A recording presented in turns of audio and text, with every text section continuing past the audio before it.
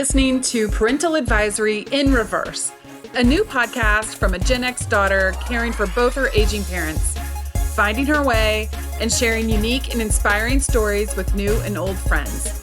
Because you just can't make this stuff up. Today, I'm sitting down with my friend Becky, and we're really saying out loud some things that a lot of us feel but don't really want to talk about. And that's that pressure of to figure things out.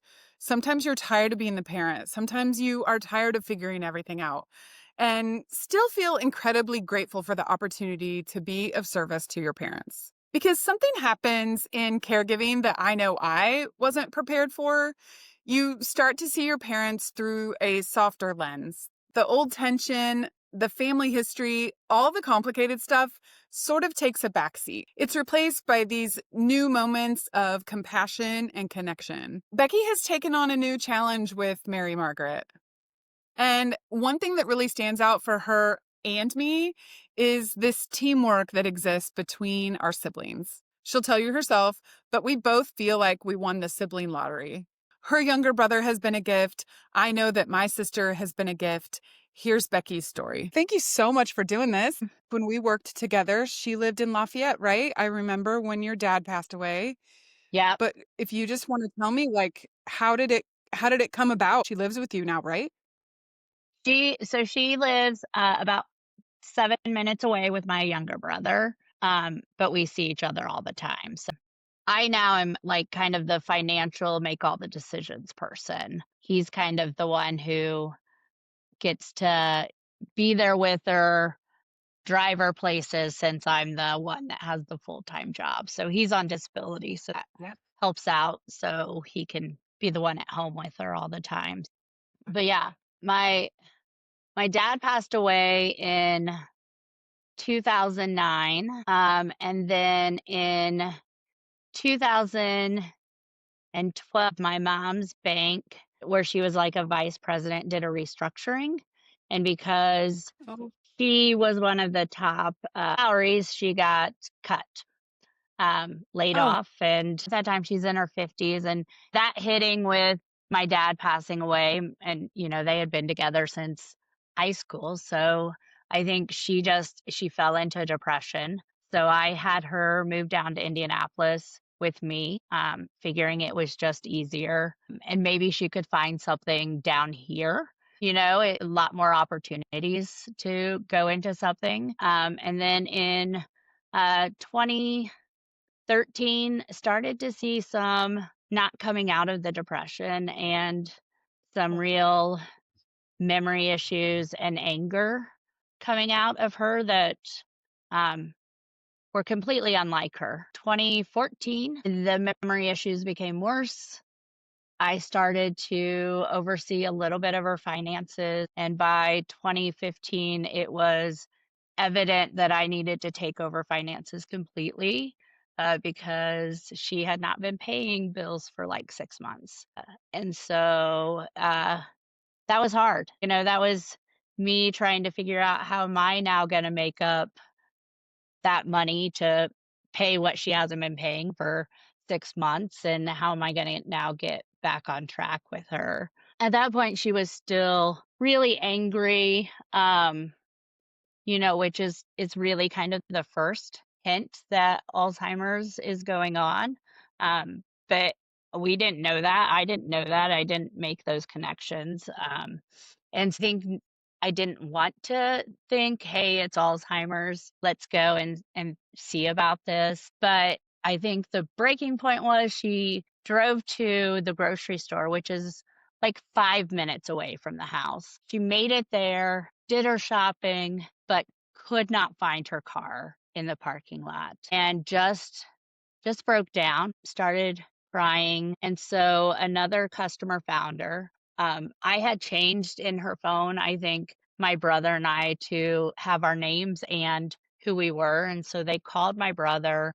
He went and got her. And at that point, we decided she's no longer driving. And we were able to get her into a neurologist with IU Med, who was fantastic and helped start us on this journey of her being diagnosed with early onset Alzheimer's. And so she was diagnosed in uh, 2014, um, at the age of 50. That was tough. I'm 47, so, that's crazy to think that, she Yeah. was 3 years older, um, than I was. Like you said, like literally your whole life is turned upside down with your partner and your job and her depression, right? And so then this had to be pretty devastating for her. Or I mean, is she even kind of aware? Did she at the time have moments where she was like, Yeah. something's not right? Yes. Early on, she absolutely did. Her mom had, dementia at the end, not early onset, but dementia at the end. And so I think for her, she very much recognized, I think even maybe before we did, that something was going on and something wasn't right. I think she didn't want to admit it. And so, um, we all kind of kept pushing it off. But then going into the neurologist, getting that diagnosis, I think was, uh, it was it was a relief for her. It was a relief to understand she wasn't going crazy, that this wasn't just her living in depression and not being able to remember things because of that, but there was actually something going on because of her brain not working the way it should be. I think she was feeling all the emotions at that time. That would be a lot, right? You like that there's an explanation, but you don't really like the explanation. Yes, early on, it was good we caught it early because she, was Yeah. able to take some medicine that was able to keep the progression of the disease from progressing as fast, and so she was really good in terms of being able to continue to talk and remember some things. Short-term memories, uh, were hard, but she would know who we were, like, that never left at points. We've seen pretty much a steady decline since I would say probably 2021. My younger brother and I made a decision early on that we were going to do everything we could to keep her at home because in all the research I've done, the longer you can keep someone who has Alzheimer's at home, if you can handle it, the better it is for them, the longer they have at living, and so that was our goal, and I do always say we won the Alzheimer lottery. She is not angry, she doesn't have the violence that I know a lot of people have to deal with. She has been for a long time, like a toddler, um, she was like another kid. One of the best stories you'll notice on, my Facebook, I call her Mary Margaret a lot, and that's because, my husband one Mother's Day said, "Happy Mother's Day" to her, and she said, "Why are you telling me Happy Mother's Day? I'm not a mother." And he's like, "What?" And she goes, "I'm not a mother. My mother is over there," and pointed to me. And so, um, at that point, we stopped calling her mom. She got very upset when anyone would call her mom or grandma because she did not see herself in that. She saw herself very much as Mary Margaret, maybe a kid, and so that's what we did. And, we call her Mary Margaret because that's what she recognizes. Then I was her mom for the longest time. That's what made her happy. So, Oh, that's really interesting. I was just talking with someone else about not correcting them, that you're both wasting your time yeah. and you can be making it worse. Yeah. That would have to be really hard for you all, though. How was that for your nieces and nephews? They made the transition much easier than I did. It's losing Oh, my dad for 2009. So let's try not to cry. I know. You would be the second one. You're not the first. You're not the first. Um, I would say the hardest thing for me was when we made that switch. I don't have parents anymore. Realizing that and letting go of that is was the hardest thing. I'm the parent now. And I'm the parent of kids in their 20s and teens, and I'm the parent of a 72-year-old, and I don't I don't have anyone that can parent me, and so I think that was the hardest thing for me. I look at that and I get sad sometimes, but I am really thankful, um, because my mom and I didn't always have the best relationship growing up. And I would say this time has has let me repair my feelings about her, um, and let me feel better about maybe some of the times I wasn't so nice and kind to her. It feels better that way. So my dad's been sick for 10 years, but my mom, it's only been since August. And I was like, wow, they're going to go within like a 6-month period of each other, probably. And I was like, that's a lot. I probably hadn't been to their house once or twice in the last 5 years. So now I've been there more, right, in the last couple months and just going about my life. And so this has kind of forced me, to interact with them and, like you said, be a little more kind. I told my sister a couple weeks ago on the drive back to Indianapolis that, like, you can't really have a conversation with either one of them. One of the late symptoms of prostate cancer is that they just communicate less. He kind of nods his head that he wants something. And when you do get a Yep. conversation, you're not really sure. You're kind of surprised by it. And then for my mom, she's very communicative. Like, she talks a lot, and because she can't drive, she's socially isolated. She meets me at the door. She's processing things slower. Even though we didn't have the best relationship, that acknowledgement that, like, my same mom is not here. I know about you, the same thing about me. Like, we're pretty good at figuring shit out and we'll just go with it. But like that Yeah. part hit like an emotional nerve that, like, I don't really want to have to figure that out. Yeah. I can figure all these other Yeah. things out. I don't wanna have to figure out what that means to, like, not have the parents anymore. Not so sure I want to be strong in that way. Yeah. Why do I always have to be the strong one in that way? Like, I don't want to be sometimes. The conversations or the ways that you connect are really different. And so, like with my mom, um, early on, it was kind of getting her to talk about some of her stories, like her meeting my dad and how that all happened. And she just loved to tell it. But other times it was just connecting over songs because music is really good for Alzheimer's patients. It's something that they don't lose is music. Sound of Music was one of her favorite movies. She loved musicals, but Sound of Music was one of her favorites. And so when we needed to calm her down if she was upset because she was at the doctor's or something and they needed to take blood, we would sing Sound of Music songs. Or her mom came from Ireland. She used to sing to us when we were little, an Irish lullaby. And so it now is me singing to her that song when she needed to calm down or putting her to bed. Connecting in that way is how we connected. I never got to have the conversation with her of like, "Hey, I'm sorry. Let's repair this," because by the time I was ready to do that, she was probably too far gone in losing her memory to actually understand where I was coming from. It's hard. Like you said, we do figure shit out. You and I have a tendency to just jump right in there and be like, okay, we're gonna fix things, and we're gonna make things as best as they can. But sometimes I don't want to, and this is a time where I don't want to.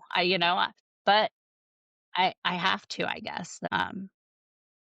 So I am. Yeah, I tried to interview some people on the list that hospice gave me for, like, running errands and sitting with them and shopping.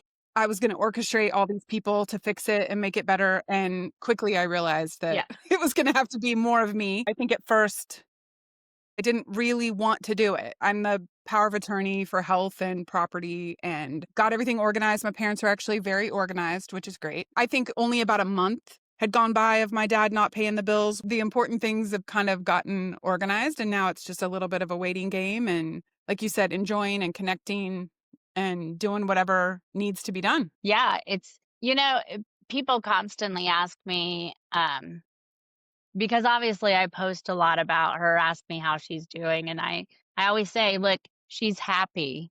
Um, and as long as she's happy, then I'm good with how she's doing. She's healthy except for the Alzheimer's. We know she's happy because she's nonverbal anymore. Every once in a while, we get a yes, a yap, a no, an ow, And it's always very exciting when we get those. The other night, she stayed the night over here, and I got 6 like words out of her, and I was like so excited. We still play music. And the other night when she was here, we had music on, and she was just clapping and stomping her feet and rocking and smiling, and she's happy. And so if that's her life right now and she's happy, that's all that matters to me, right? Like, and we have such great resources in Indianapolis, like a Joy's House. It's a amazing um, adult center for, especially for people with dementia, Alzheimer's, and other areas that have affected the brain. They love my mom just like she's their mom. They give her so much socialization. And I know that has helped her kind of keep the disease from progressing as much as it could, because they say socialization is also really important to keeping the brain active. She loves to watch football. You can see she watches football. We don't know if she knows what's going on. One of my guilty pleasures is Real Housewives, and I'm pretty sure she loves to watch it because of the drama. Every once in a while, we'll get a hand clap with Real Housewives. So as long as she's happy, she's good, and have to laugh sometimes, or otherwise you're gonna cry, because there are crazy things that you do that you never thought you would do. Do you want to share one? Helping to shower her the first couple of times, it was obviously embarrassing, I think, for her and I. Like, it's not what you ever expected to do. She looked at me and she said, "I don't know what kind of pervert likes to watch an old lady shower." And I was like, "I don't know either. I don't know either. But I'm just gonna make sure you don't fall, okay? I'm not gonna look, but I'm just gonna make sure you don't fall. I'm not gonna argue with you." Um, but it's things like that where you're just like, yep, just laugh, just go with it. I think that's interesting, That's right? That she doesn't realize you're there to help, but she knows what a pervert is. I just think those are the kind of things that our brain do that you're like, how do you even know what a pervert is if you don't know I'm here to help? Yeah. right, right, right. It's crazy, but those are the things that you just laugh at, right? You just go with, and um because if you didn't, I think you would spend your whole time just being sad that Yeah. this is where your parents' life is. So you take them day by day for the things that they do, right? Like, for the longest time, she and she is the most lovable person, which was not her personality when she didn't have Alzheimer's. So it's very interesting. For a good time period, she would go around, and anyone she would meet, she would just look at you and she'd be like, "You are beautiful." And so anyone, like, we'd be at stores, we'd be at restaurants, she would just say it to everyone. How does that not make you smile, right? People just loved having her around, right? It's hard not to love her because she does just make you smile. She loves to give kisses, and sometimes we had to be like, "Look, you can't give everyone kisses. You like, you know, it's just a small group." She just became such a lovable person that how do you not love that and take joy from that? It's been a learning experience for sure. It sounds like you have done a lot of research, but is there anything you kind of wish you knew that other people need to know? Yes, I wish someone would tell you, and maybe even for me understanding this as an adult, what I need to prepare for the kids as I get older is what happens when you get sick with your finances. What do you need to have in order? And then the whole process of Medicare, Medicaid, Social Security, the government makes it as hard as they possibly can for people to get what they need. Um, you know, Alzheimer's helps you qualify for Medicaid waivers, but you have to fill out this insane paperwork every year to re up. And I'm like, look, the diagnosis doesn't change. She's got Alzheimer's. She's going to continue to have it. Every once in a while, we'll get denied. And luckily, I know how now to work the system, but I I think about people that don't know how to do that and the struggle that is. And so I wish there were a course you could take, as you're getting older of how do you help your parents navigate moving into getting older, right? How do you navigate the governmental programs? How do you navigate um possibly looking at nursing homes or um, how do you learn to navigate being an advocate at the hospital for when your parents go in there, right? Luckily, she hasn't had to go in the hospital a whole lot, but if she falls, we take her just because she can't tell us what she's feeling. No one tells you, hey, think of all of these things when you take your loved one to the hospital. I listened to your first episode and uh, your dad kind of being like, look, it's just in my this finger, this toe. And I think that's what they do, right? At first they just kind of, oh, it's not that bad. And you're like, wait a minute, you're not being truthful. It is this bad. And so that's what I wish. I wish there was a course I could have taken as a 30 something to be like, "Hey, your parents are getting older. You should know this stuff."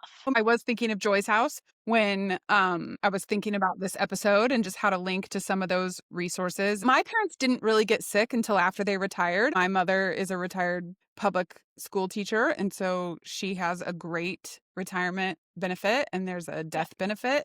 yeah. And they told me to call them anytime, right? If I have questions, and she's always Yep. getting emails about how to do this and how to do that. Some of those workshops are there, and I think that's great. My dad too has a union insurance policy. It's so interesting. Like everyone I've talked to, the situation is like just different enough that you need like an extra layer, right? What happens when they need Medicaid? Yeah. What happens when they need a waiver? What happens if they don't qualify for Medicaid? The government makes it as hard as possible, and that's really unfortunate because it shouldn't be that hard to protect people at this stage in their life. Yeah, they've worked their entire life.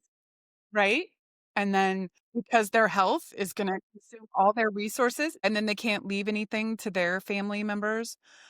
My dad kept saying, "We have great insurance and it's paid for everything related to cancer care, and it's a Medicare supplement." But I noticed I got a bill in the mail for the insurance, right? Well, it didn't even occur to me, that we need to keep paying that if they wanna keep getting this great medication coverage. And hospice is Right. covered through Medicare. If you wanna go into a facility, I was told it would cover everything but room and board.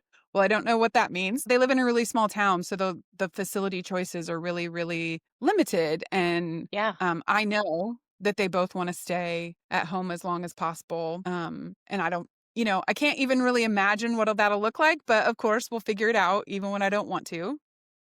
Yeah. Anything you want to share that we haven't talked about? I think the most important thing to know as you're caregiving, which this is probably me telling myself as much as other people because I'm not so good at this, but I am learning. I am learning how to do this is making sure that you're taking care of yourself too. Your self care is just as important because it is hard. The mental, the emotional, and at some point, the physicality, right? Like my mom, she's a little lady. She's like 5 foot something, 88 pounds, but she doesn't wanna walk a lot of times, and she's dead weight, and so lifting her is no fun, but that's what we have to do. If I'm not taking care of myself, if I'm not allowing myself to have self-care, and the same for my younger brother who is a godsend in helping us being a team in this. If he doesn't have that either,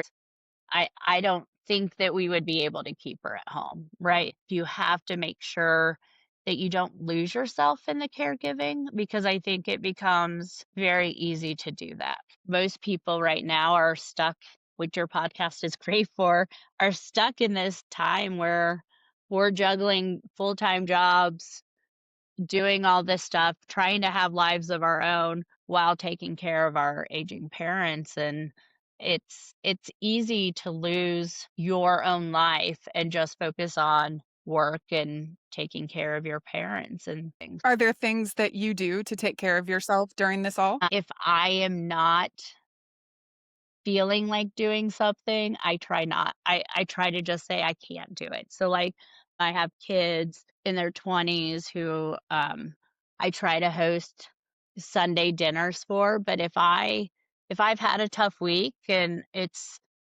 not working for me and I just need a week where I'm doing nothing on a Sunday, I just say, "Guys, I can't do it."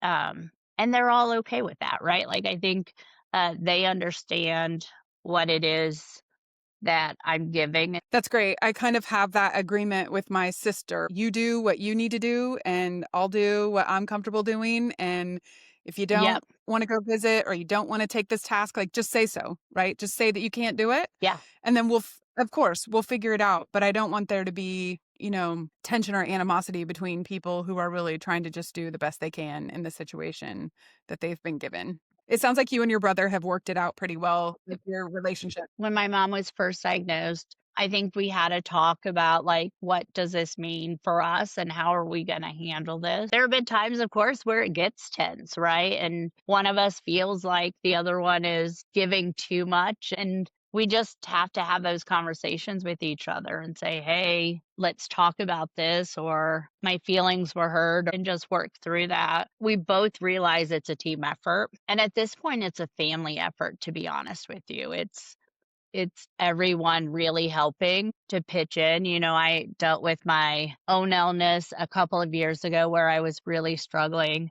and lifting Mary Margaret wasn't an option. And so the kids all would lift her if I needed to have her moved. They would all pitch in and move her because I couldn't. It really is, taking care of her is a family thing. He and I make sure that we are lock in step on our decision making about her so that neither one of us feels like left out in where her she's at or what we're doing with her. So, Yeah, that's really great. I think it would be an added layer of trauma, right? If you were not getting along and constantly battling with your sibling. yeah, absolutely. I know not everybody has a great relationship with their parents when this starts happening. And I definitely know not everybody has a great relationship with their siblings. So, yes, I feel like I've won the sibling lottery. We talk about that a lot. Like if you've won the Alzheimer's lottery, I've definitely won the sibling lottery. You have to take those wins where you can get them, right? Who knew that I would be like, "Hey, I won the Alzheimer's lottery."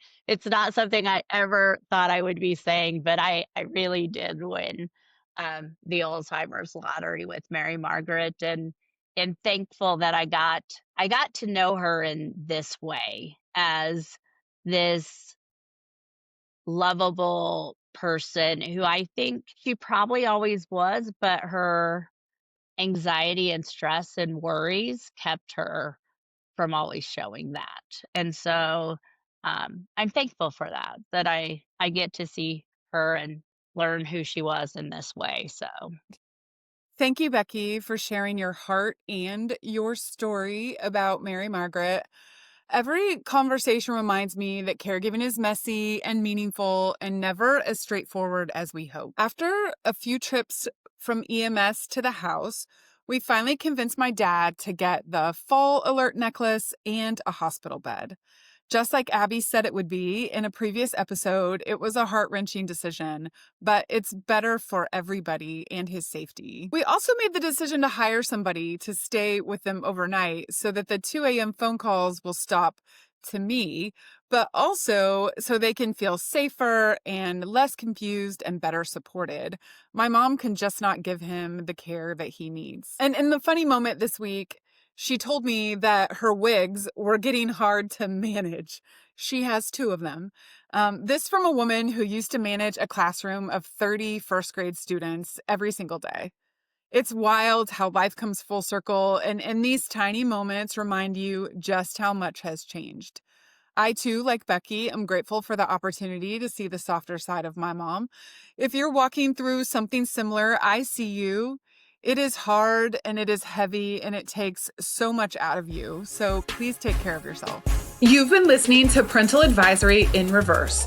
Real stories about Gen X adults taking care of the people who raised us. If you are in the thick of caregiving or just curious about what it looks like, you are in good company here. Follow the show wherever you listen and pass it along to someone who could use a little community right now, because caring for them starts with caring for yourself.